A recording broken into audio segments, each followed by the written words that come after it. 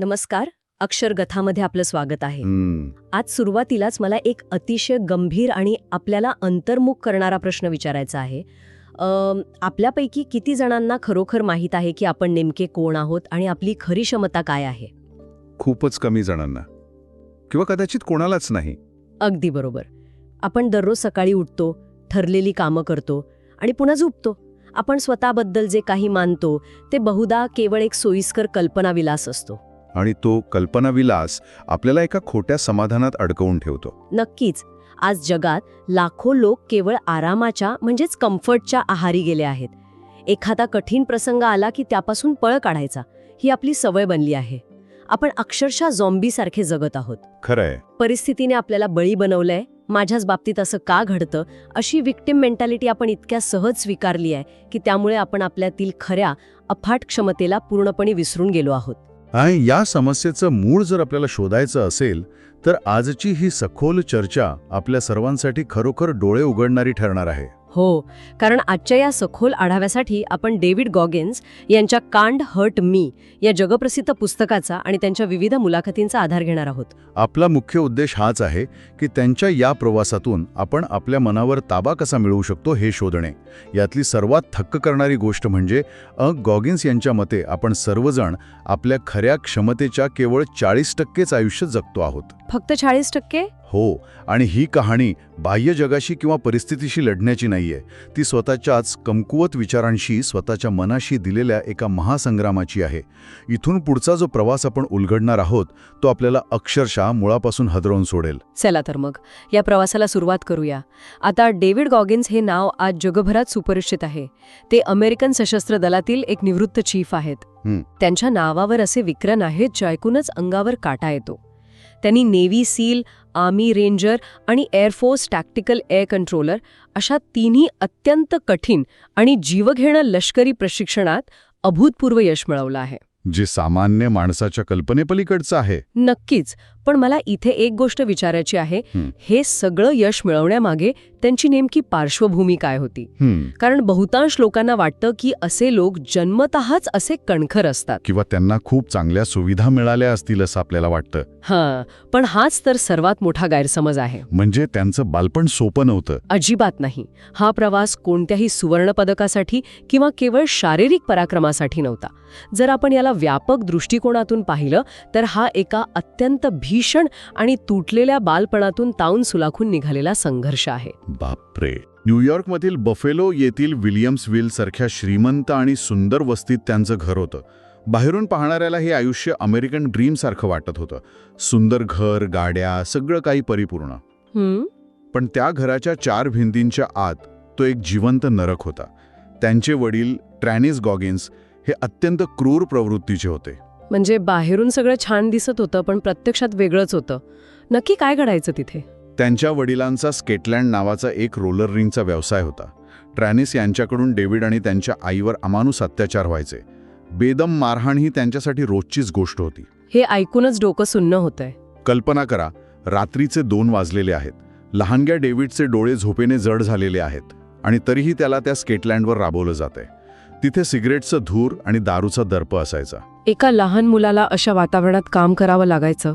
होय, आणि एवढंच नाही, तिथे रक्ताने माखलेले टॉयलेट साफ करण्यापासून ते पहाटेपर्यंत मजुरांसारखं काम करण्यापर्यंत सर्व काही त्या चिमुकल्या डेव्हिडला करावं लागायचं. जर थोडीशी जरी चूक झाली तर वडिलांचा पट्टा पाठीवर सणसणून उतरायचा. किती भयंकर. पुढे त्यांच्या आईने कशीबशी तिथून सुटका करून घेतली आणि ते इंडियाना या राज्यात राहायला गेले. पण तिथे गरिबी आणि सर्वात भयंकर म्हणजे वर्णद्वेष त्यांच्या वाट्याला आला. म्हणजे संकटांची मालिकाच सुरू होती. अगदी. शाळेत असताना त्यांना अनेकदा अत्यंत हीन दर्जाच्या वर्णद्वेषी शिव्यांचा सामना करावा लागला.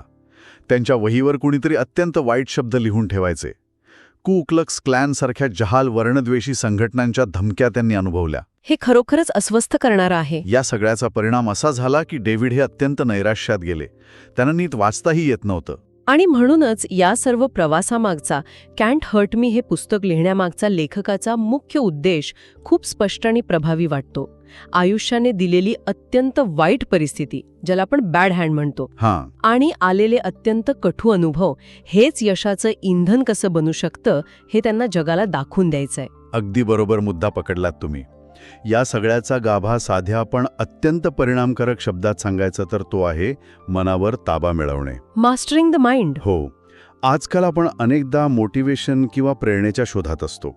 आपण प्रेरणादायी व्हिडिओ पाहतो, कोट वाचतो आणि आपल्याला वाटतं की आपण आता जग जिंकू. पण तो प्रभाव खूप तात्पुरता असतो ना. नक्कीच. गॉगिन्स सांगतात की प्रेरणा ही एक अतिशय तात्पुरती गोष्ट आहे. ती एक भावना आहे जी येते आणि जाते. ती कोणाचीही आयुष्य कायमस्वरूपी बदलू शकत नाही.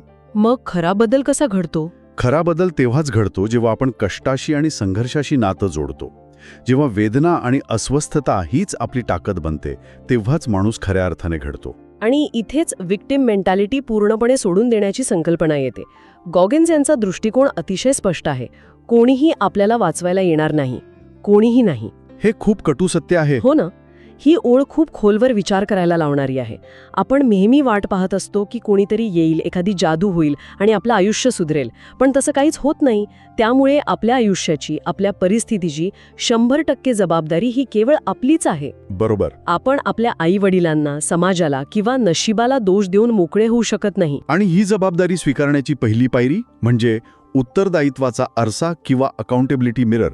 ही या पुस्तकातील एक अत्यंत मूलभूत आणि क्रांतिकारी कल्पना आहे. अकाउंटेबिलिटी मिरर हे नक्की कसं काम करतं? म्हणजे स्वतःच्या उणीवांकडे कडू सत्याच्या नजरेतून पाहणं, आपण कुठे कमी पडतोय हे मान्य करणं आणि त्या उणीवा दूर करण्यासाठी स्वतःलाच दररोज जाब विचारणं. जोपर्यंत आपण आरशासमोर उभं राहून स्वतःशी प्रामाणिक होत नाही, तोपर्यंत परिवर्तनाला सुरुवातच होऊ शकत नाही. हे प्रत्यक्ष आयुष्यात कसं आणायचं याचं गॉगिन्स यांचं स्वतःचं उदाहरण खूपच प्रेरणादायी आहे. मी पुस्तकात वाचलंय की जेव्हा त्यांना खऱ्या अर्थाने बदलायची जाणीव झाली, तेव्हा त्यांनी स्वतःचे केस कापले आणि पोस्टेट नोट्सवर आपली ध्येय लिहून ती आरशावर चिकटवली. हो, अगदी. त्यांनी स्वतःचा सामना केला. ते स्वतःशी कधीच खोटं बोलले नाहीत. तू लठ्ठ आहेस, तू मागे पडतोयस, तुला वाचता येत नाही, असं अत्यंत कठोर सत्य त्यांनी आरशासमोर उभं राहून स्वतःला ऐकवलं. जर आपण आजच्या वास्तवाशी याची सांगड घातली तर हे किती महत्त्वाचं आहे हे लक्षात येईल. आज सोशल मीडियाच्या जगात आपण सतत स्वतःच्या चुका लपवण्याचा, स्वतःवर फिल्टर्स लावण्याचा प्रयत्न करत असतो. खरंय, आपण बाहेरच्या जगाला जे दाखवतो तेच सत्य मानायला लागतो. आपण स्वतःला खोटे दिलासे देतो की मी खूप मेहनत करतोय पण मला संधी मिळत नाहीये. गॉगिन्सची ही संकल्पना आपल्याला आरशासमोर उभे राहून स्वतःचा अहंकार बाजूला ठेवायला शिकवते. अहंकार बाजूला ठेवणं सर्वात कठीण काम आहे. नक्कीच. पण सत्य कितीही कटू असलं तरी ते स्वीकारल्याशिवाय पुढे जाण्याचा मार्ग सापडतच नाही. त्या पोस्टिट नोट्स केवळ कागदाचे तुकडे नव्हते, तर ते रोज स्वतःला वास्तवाची जाणीव करून देणारे फटके होते. हे सगळं ऐकायला जेवढं सोपं वाटतं तेवढंच ते प्रत्यक्षात आणायला कठीण आहे. पण त्यांनी ते करून दाखवलं. आणि यानंतरचा जो टप्पा आहे, ज्याला त्यांनी टेकिंग सोल्स असं म्हटलंय, तो तर खऱ्या अर्थाने अवाक करणारा आहे. त्यांनी नेव्ही सील बनण्याचं स्वप्न पाहिलं. पण तिथे पोहोचण्याचा प्रवास सोपा नव्हता. मला वाटतं श्रोत्यांना हेल वीकची थोडी कल्पना देणं गरजेचं आहे. नेव्ही सीलचं हे प्रशिक्षण नेमकं किती कठीण असतं. हेल वीक म्हणजे मानवी सहनशीलतेची अंतिम परीक्षा असते.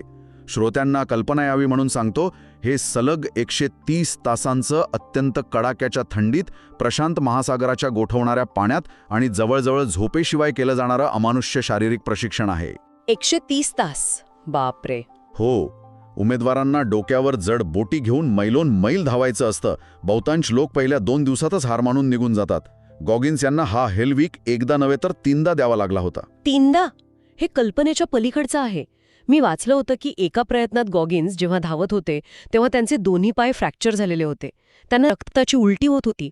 पण एक मिनिट. हां, बोला. वैद्यकीय दृष्ट्या हे अतिशय धोकादायक नाही का? स्वतःला इतकं शारीरिक नुकसान पोहोचवणं योग्य आहे का? कोणीही सामान्य माणूस अशावेळी थांबला असता? हा प्रश्न खूप रास्त आहे आणि इथेच आपल्याला हे समजून घ्यावं लागेल की हे पुस्तक केवळ अंधपणे स्वतःला दुखापत करण्याबद्दल नाही आहे. मग याचा खरा अर्थ काय आहे? हे एका मानसिक रूपकाबद्दल आहे. जेव्हा गॉगिन्स तुटलेल्या पायांनी धावत होते तेव्हा प्रशिक्षक त्यांना शारीरिक आणि मानसिक दृष्ट्या तोडण्याचा पूर्ण प्रयत्न करत होते. त्यांना वाटत होतं की गॉगिन्स आता कोसळतील. पण ते कोसळले नाहीत. अजिबात नाही.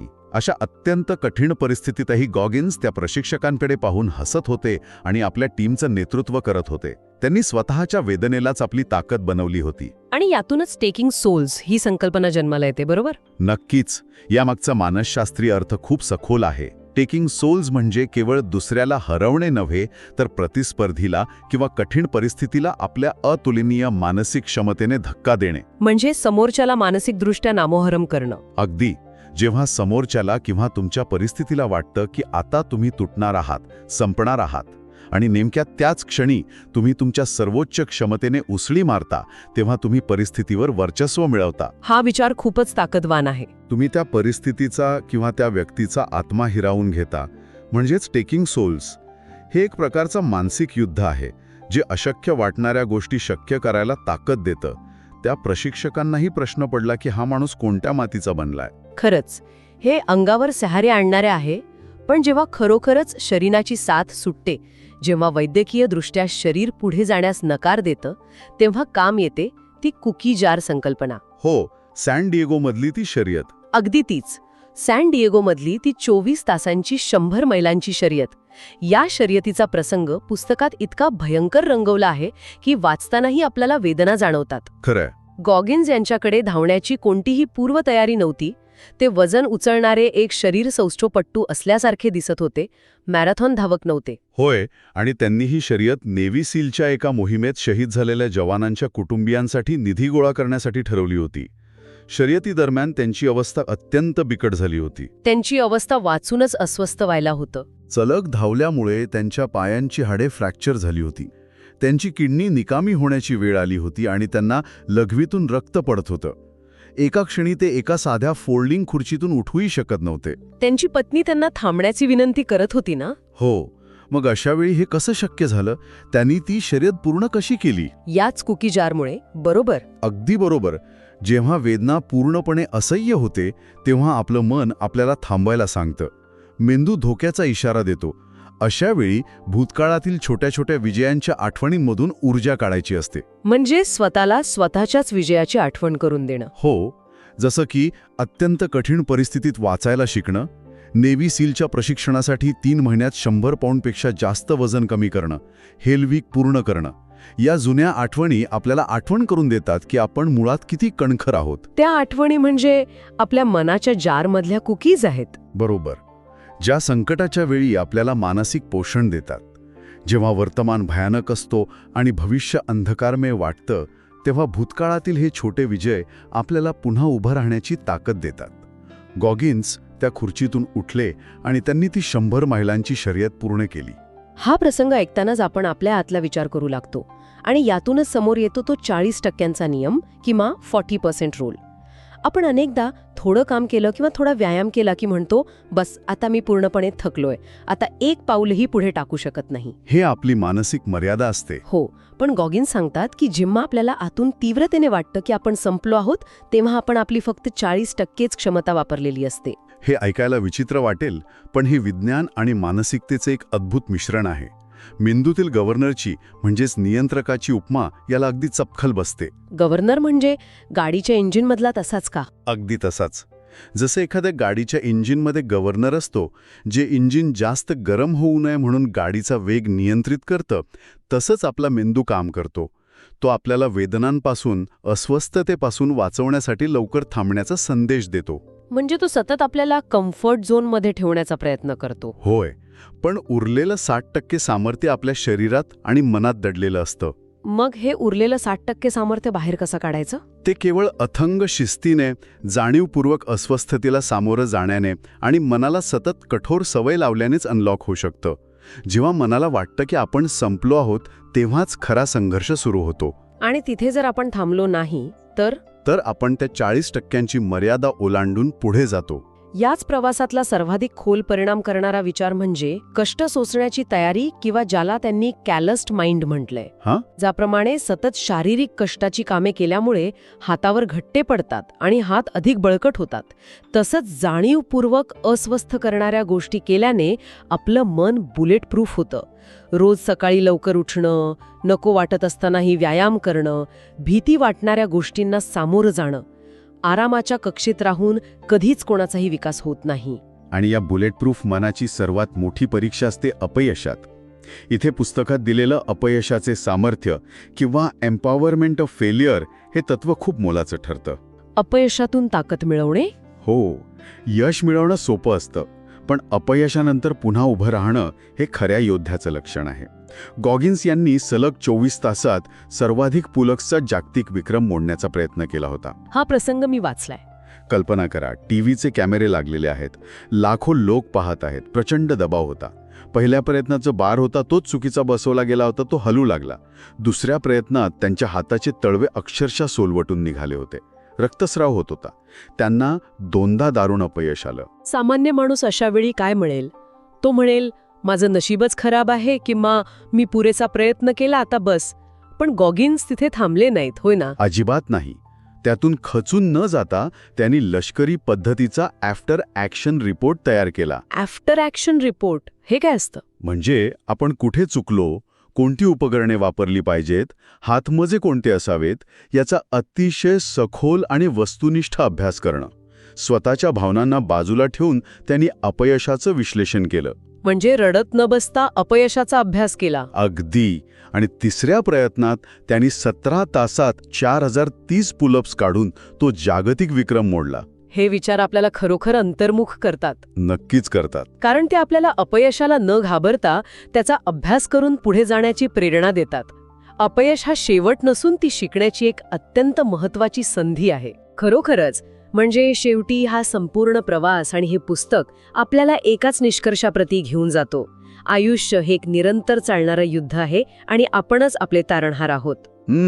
डेव्हिड गॉगिन्स यांचा हा प्रवास केवळ शारीरिक पराक्रमाचा नाहीये.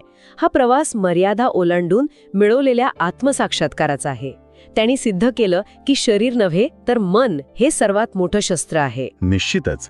त्यांनी स्वतःच्याच मर्यादांचे तट पाडले आणि म्हणूनच आपण स्वतःला काही अत्यंत महत्त्वाचे प्रश्न विचारणं गरजेचं आहे. आपण आपल्या आयुष्यात खरंच 100% देत आहोत का? आपण स्वतःच्या क्षमतेशी प्रामाणिक आहोत का? बहुतांश वेळा याचं उत्तर नाही असतंच. आपण तडजोडी करत जगत असतो. हो. आणि इथेच मला एक सर्वात महत्त्वाचा प्रश्न उपस्थित करायचा आहे. जर आज आपल्याकडे कोणतीही सबब उरली नाही तर आपण काय साध्य करू शकू? What if? हो, व्हॉट इफ. जर मी माझ्या सगळ्या मर्यादा ओलांडल्या, माझ्या भीतीवर मात केली तर काय होईल? आपण किती महान गोष्टी साध्य करू शकतो याची आपण कल्पनाही केलेली नसते. हा विचार खूपच प्रेरणादायी आहे. याच शांत पण खोल परिणाम करणाऱ्या विचाराने आपण आजच्या या सखोल चर्चेच्या समाप्तीकडे वळूया. गॉगिन्स यांच्या संपूर्ण तत्वज्ञानाचा सार एका ओळीत सांगायचा तर, आयुष्यात कोणतीही अंतिम रेषा नसते. There is no finish line. कालचा विजय आज कामी येत नाही. अगदी बरोबर.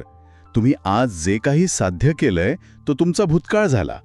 स्वतःला दररोज नव्याने जिंकणं आणि कालच्यापेक्षा आज अधिक उत्तम होणं हेच खरं जीवन आहे. आजची लढाई आजच लढावी लागते. जर या कथा, हे विचार ऐकणाऱ्यांच्या मनात कुठेतरी घर करून राहिले असतील तर हा संवाद, हा विचार इतरांपर्यंत पोचवा. कारण अशा कथा जिवंत ठेवण्याची जबाबदारी आपल्या सगळ्यांची आहे. या व्हिडिओला लाईक करा, चॅनलला सबस्क्राईब करा आणि जास्तीत जास्त लोकांपर्यंत शेअर करा. आणि हो, कांट हर्ट मी हे पुस्तक पुन्हा एकदा हातात घेऊन वाचण्यासारखं नक्कीच आहे. तुमच्या जवळच्या पुस्तकांच्या दुकानात किंवा ऑनलाईन हे सहज उपलब्ध होईल. पुढच्या वेळी भेटूया एका नवीन विषयावर असाच सखोल विचार करण्यासाठी.